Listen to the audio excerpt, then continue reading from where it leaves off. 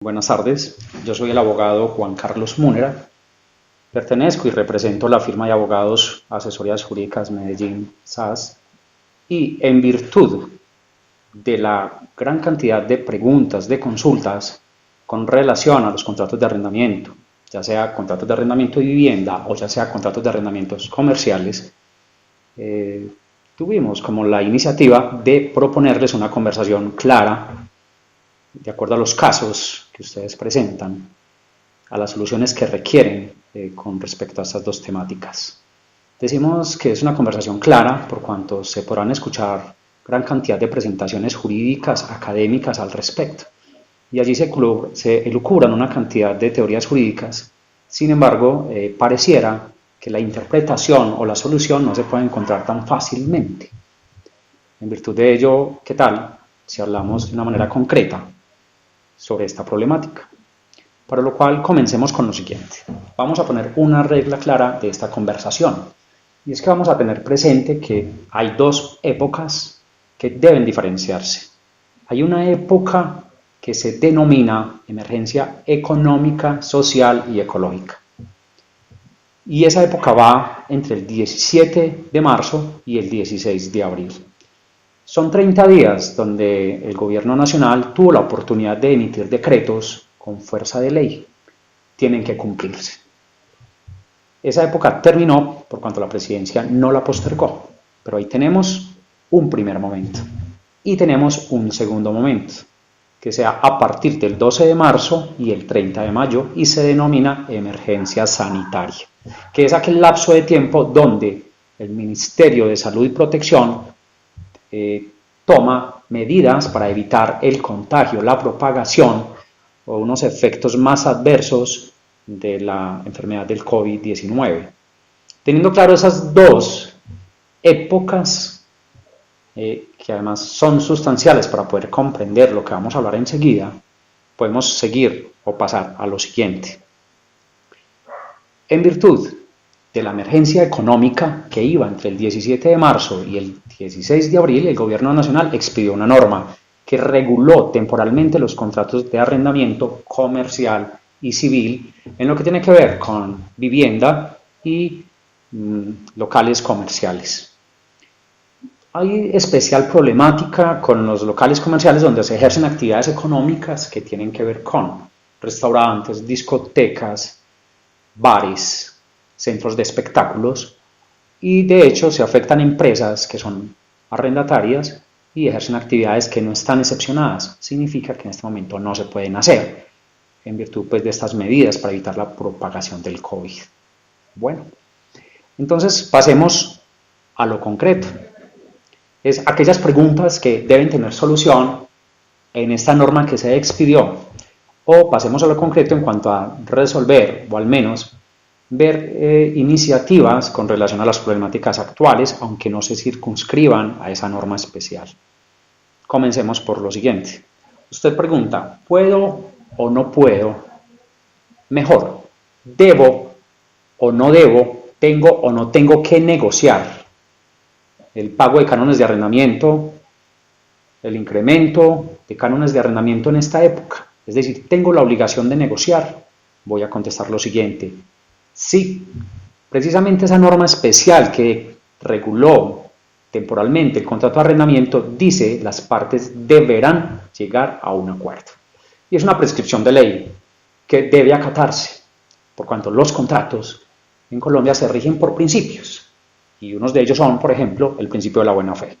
El principio de la buena fe además conlleva a otras conductas especiales, como es no abusar de su derecho, o como es obrar de acuerdo al principio de solidaridad o coherencia o cooperación, por ejemplo.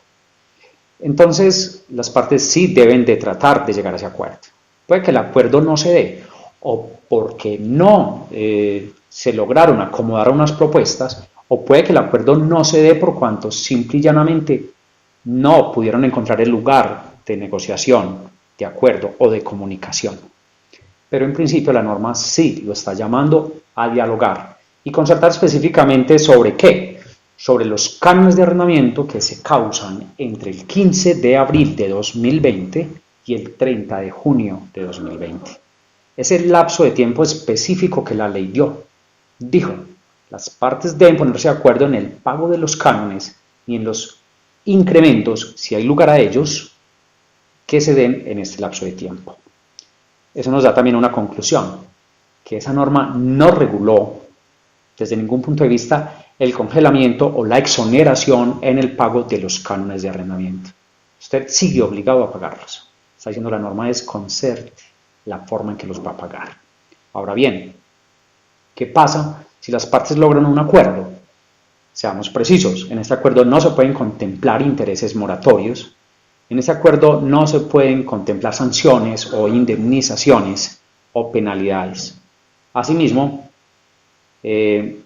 es importante recalcar que qué pasa si las partes no llegan a un acuerdo. Pero entonces, si las partes no se pusieron de acuerdo en el pago de estos meses y estos incrementos, ¿qué dice la norma? Que no se permite la exoneración. Es decir, de todas maneras, el arrendatario tendrá que pagar estos meses y estos incrementos y tendrá que pagar adicionalmente un interés corriente, que equivale al 50% del interés bancario corriente. Esto nos habla claramente de la primera opción y es de negociar, porque el contrato de arrendamiento continuará teniendo vigencia plenamente.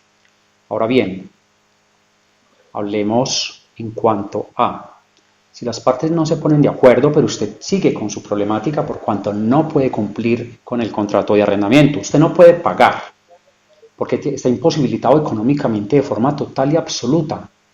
Entonces se pregunta, ¿qué hago? ¿Puedo terminar el contrato? Resulta que esta norma no reguló la terminación del contrato. No dijo nada al respecto, porque es una norma que propende por mitigar los efectos dañinos de la enfermedad en la economía. Por ende, no puede propender porque las partes terminen su contrato. Pero si usted está imposibilitado de cumplir, debe saber que, de tomar la decisión de terminar el contrato, debe hacerlo bajo unas reglas precisas. La primera, llame a negociar. Si no es posible negociar, entonces utilice alguna fórmula de estas fórmulas jurídicas que se han venido dialogando últimamente. Usted las ha venido escuchando. La teoría de la fuerza mayor y el caso fortuito, la teoría de la responsabilidad conjunta o compartida, o la carga de la responsabilidad, la teoría de la causa también, del enriquecimiento sin causa, y la teoría de la imprevisión en los contratos. Dialoguemos al respecto. Entonces, ¿usted puede terminar el contrato hoy? Sí, lo puede terminar argumentando la imposibilidad absoluta. También, si lo termina, debe haber hecho uso de esos mecanismos alternativos de negociación y acuerdo.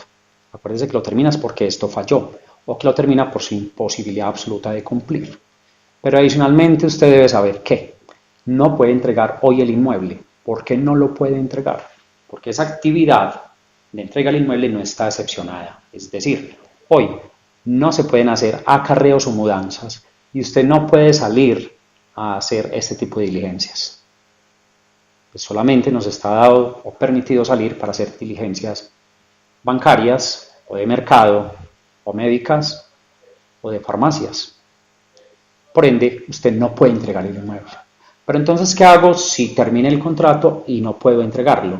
Usted esperará a que se le permita esa actividad, a que pueda salir y a que pueda hacer la actividad de mudanzas. Pero usted, hoy que termina el contrato, debe informar, garantizar la entrega del inmueble. Pero hay una situación especial. Usted sigue siendo el tenedor, el administrador de ese inmueble.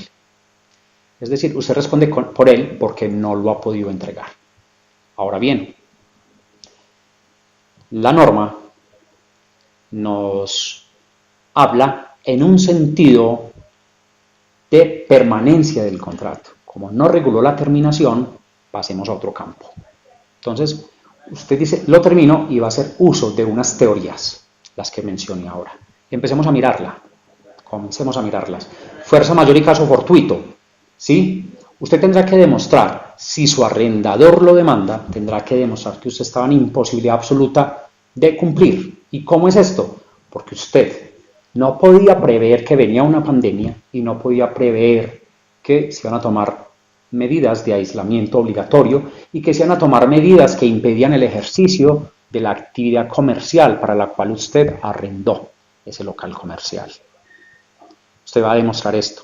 Pero además recuerde que usted tiene fiadores, codeudores o coarrendatarios. Es muy gravosa la situación para usted porque tiene que demostrar que tanto ellos como usted están en imposibilidad de cumplir. Es decir, no tienen ingresos, no pueden trabajar, no tienen ingresos económicos para cumplir. Y esa será la carga de la prueba, así se denomina jurídicamente, y es lo que usted tiene que probar al juez. Significa que si usted tiene patrimonio económico, cuentas bancarias, propiedades, tarjetas de crédito, posibilidades de cumplir con el pago del canon de arrendamiento, debe agotarlas todas y demostrarle después al juez que fue imposible. Es la primera teoría. La segunda teoría, la teoría de los riesgos. En mi concepto, los riesgos deben ser asumidos tanto por arrendador como por arrendatario, porque estamos frente a un contrato conmutativo donde las ganancias y hoy las pérdidas son para los dos. Por ende, deben los dos de correr con los riesgos de esta emergencia sanitaria, hecho extraordinario. No sería equitativo que solamente el arrendatario corriera con estos riesgos, con esta pérdida económica. A eso me refiero. Entonces, ¿por qué no negociar y mermar el monto del canon de arrendamiento por unos meses? Para que ambos, en virtud precisamente del carácter conmutativo del contrato, suplan tanto o sufran las pérdidas como las ganancias. Esta es la teoría de los riesgos, a la cual se subsume también la de la fuerza mayor y caso fortuito.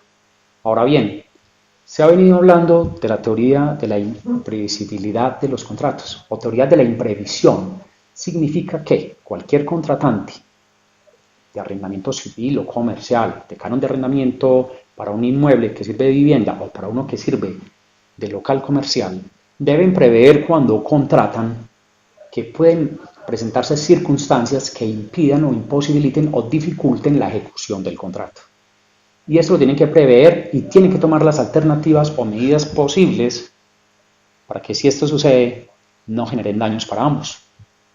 Pero eso tiene que ver con una previsión razonable, común, normal, la de cualquier ciudadano pueda tener, la que pueda tener cualquier ciudadano comerciante. O sea, que con una mediana responsabilidad y diligencia previeron estas afectaciones a su ejecución. Pero ¿qué pasa cuando se presentan circunstancias especiales y extraordinarias como la que hoy nos ocupa? Esas circunstancias no pudieron ser previstas. Y ahí es cuando opera la teoría de la imprevisión. Es decir, usted le dirá a su arrendador, no podíamos prever que se iba a presentar esta situación de emergencia sanitaria universal. Y no podíamos prever que se tomaran medidas de aislamiento obligatorio. Y no podíamos prever que nos imposibilitaran ejercer nuestra actividad comercial. Por ende, entonces yo le notifico a usted, le informo por escrito que le solicito equilibremos el contrato. Es decir, en virtud de la teoría de la imprevisión, vamos a equilibrar las pérdidas y ganancias. Usted le tendrá que notificar. Si él hace caso omiso a este llamado, usted tendrá que ir donde el juez, cuando se pueda ir donde el juez, porque esa actividad judicial hoy también está suspendida. Entonces, usted luego irá donde el juez y tendrá que demostrarle que estos efectos de esta emergencia sanitaria universal no eran previsibles para usted como comerciante o para usted como arrendatario. Ahora bien, vamos a la teoría de la causa. No hay obligación sin causa. ¿Qué significa?